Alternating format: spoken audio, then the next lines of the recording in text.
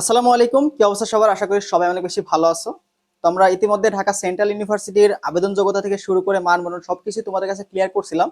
তো সেখান থেকে তোমাদের একটা প্রশ্ন কমন পাচ্ছি যে ভাইয়া সেকেন্ড টাইমটা থাকবে কিনা এই বছর, আর সেকেন্ড টাইম থাকলেও এখানে কত মার্ক কাটা যায় এই বিষয় নিয়ে কথা বলতে।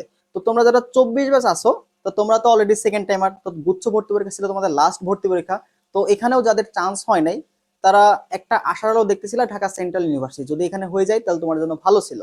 তো সেকেন্ড টাইমটা আছে কিনা এটা নিয়ে একটু দ্বিধাদ্বন্দ্বে আসো, তো এটা একটু তোমাদের কনফিউশনটা ক্লিয়ার করে দিই। দেখো, আবেদন যোগ্যতাটা এমন থাকবে তোমাদের এই বছর যে এসএসসি 2000 তোমাদের 20, এসএসসি যাদের 2020 এবং হচ্ছে 2021, 22, 23 এরকম যাদের এসএসসি তোমরা যারা দিছো, ঠিক আছে, এসএসসি যারা 2020 থেকে 23 এর মধ্যে যারা এসএসসি দিছো, এবং তোমাদের এইচএসসি তে 2024 এবং 25, তার মানে কি বুঝলা যে 24 ব্যাচ তোমরা পরীক্ষা দিতে পারবা, ঠিক আছে। অবশ্যই সেকেন্ড টাইম থাকবে, তো সেকেন্ড টাইম থাকবে না এরকম চিন্তা ভাবনা করার কোনো দরকার নাই, সেকেন্ড টাইম অবশ্যই থাকবে। তো তুমি যদি ঢাকা সেন্ট্রাল ইউনিভার্সিটি পরীক্ষা দাও বা এখানে পড়াশোনা করতে চাও ঢাকার মধ্যে থেকে, দেখো ঢাকাতে থাকার কথা আমি কেন বলতেছি, কারণ আলটিমেটলি বাংলাদেশে যদি যে কোনো সেক্টরে যাও, আমাদের গুচ্ছ হোক বা যে কোনো ন্যাশনাল থেকে, দেখো ন্যাশনাল তুমি যদি তোমার উপজেলা সেক্টর বা থানা সেক্টরে কলেজে একটা পড়াশোনা করো, সেখান থেকে আহামরি তুমি আসলে নিজের প্রচেষ্টায় খুব বেশি কিছু করতে পারবে না।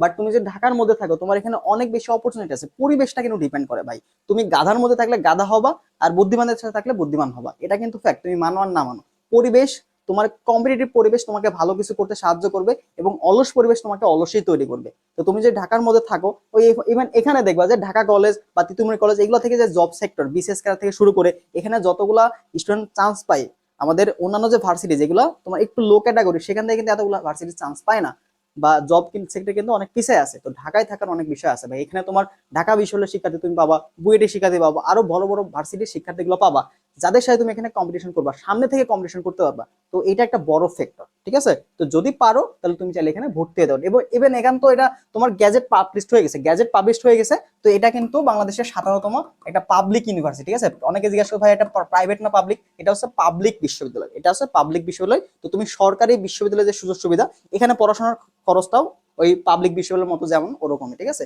তো জাস্ট থাকা খাওয়ার খরচটা, ইভেন এখানে যে কলেজগুলো আছে ওখানে তোমার হচ্ছে বিভিন্ন হলগুলো আছে, তো হলে তুমি যদি একটু কথাবার্তা বলতে পারো তাদের সাথে, যে তোমার আর্থিক অবস্থা যদি খুব খারাপ থাকে সেখানে তুমি হলে কিন্তু উঠতে পারবা, ঠিক আছে। আচ্ছা, তো সেকেন্ড টাইম আমাদের ক্ষেত্রে দেখো 2 মার্ক এখানে কাটা যাবে, সেকেন্ড টাইম থাকবে কিন্তু 2 মার্ক কাটা যাবে, এটা হচ্ছে আমরা 24-25 সেশন থেকে মতো জানতে পারছি।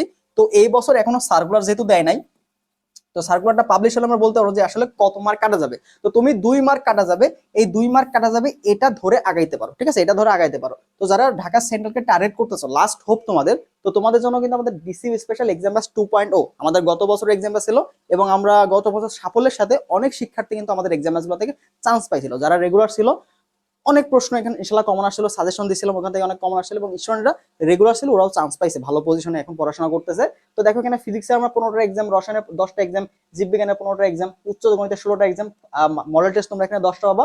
এছাড়া এখানে প্রশ্ন ব্যাংকের পিডিএফটা আমরা দিয়ে দিব, আলাদা করে প্রশ্ন ব্যাংকটা তোমার কেনার দরকার নেই, প্রশ্ন ব্যাংক তুমি এখানে আমাদের এখানে পেয়ে যাবা। এছাড়া গুরুত্বপূর্ণ প্রশ্নের ম্যারাথন ক্লাসও ইনশাল্লাহ এখানে থাকবে।